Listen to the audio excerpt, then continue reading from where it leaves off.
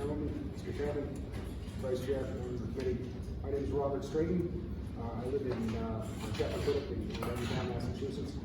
I'm here today to testify on H383, and I am also asking that form the task force also with the amendment to include health and safety as a component of that.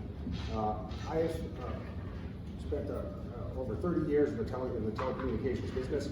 I've worked as a consultant working for a wide range of telecommunications manufacturers and software developers. It was my job to understand carriers, their business models, their revenue streams, and I'm an expert in the business of telecommunications. I'm also a community spokesperson for a group of neighbors on the island of Chappaquiddick. Well, for the past 3 years, we've been fighting the siting of a 140-foot, 70,000-watt cell tower in the front yard of our neighbor's half-acre residential lot in the one densely populated neighborhood on Chappaquiddick. The tower is just 44 feet off a single-lane dirt road. It is within 130 feet of 3 neighboring homes. It's within 178 feet of my home. It is within 500 feet of nearly 24 homes. The tower in that location represents a risk to the health, safety, and general welfare of our neighborhood, so quiet enjoyment of our homes.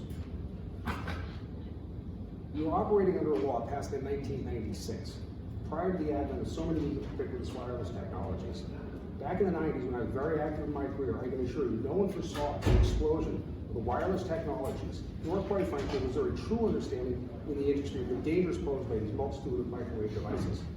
I can assure you, I never imagined the day when a refrigerator would connect to the internet. Today, we have a far better understanding of the various forms of radiation produced by a host of technologies that has serious, potentially life-altering consequences. We need to examine the economic benefits of 5G, but we also need to understand the risks and the true costs associated with 5G. Data and voice communications have existed for decades. The fact is, the data services used by businesses, the data services that enable economic growth, are not dependent upon 5G networks. Short message systems, text messaging, emails, voice calling, cloud-based services require relatively little bandwidth, and businesses dependent upon high bandwidth applications will continue, as they have for the past 40 years, to rely on hardwired fiber optic network connections. Those hardwired connections are more fault tolerant, more secure, reliable, and provide better data throughput than any wireless connection. Businesses will not abandon those proven technologies. Understand a T1 connection in 1996 cost roughly $1,500 a month. That is a 1.5 megabit per second connection. Today, 200 times that bandwidth, 300 megabits per second, can be had in your home for $100. The high bandwidth uses on wireless networks are almost entirely leisure-based. Online gaming, video and music streaming, those are the applications that utilize lots of bandwidth in cellular networks. It is not the mapping functions nor emergency communications, it is games. As we have seen, the cost of calling plans have dropped dramatically. Perhaps none of you are old enough to remember the early days of cell phones. We had an allotted number of minutes per month, and coverage and overages cost 25 cents a minute or more. I can recall I would get monthly cell phone bills of $400, $500 or more.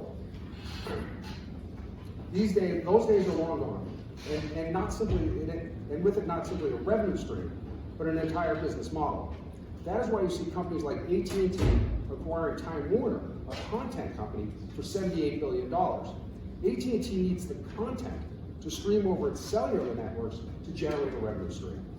Yes, we need to understand the economic benefits of 5G, but we better understand the health, safety, and environmental impacts before we go blindly deploying these technologies for the benefit of carriers.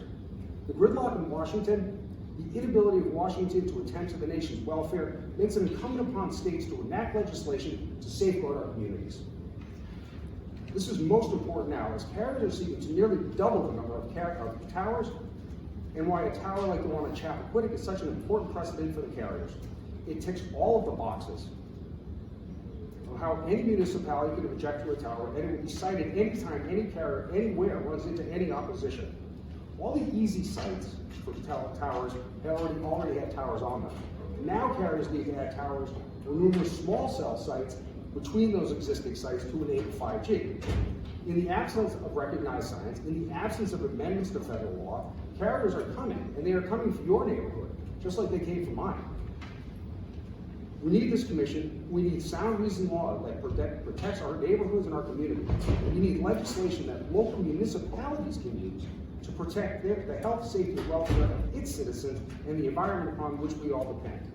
Please consider this bill carefully and understand that the neighborhood you save may be your own. Thank you for your time. Thank you.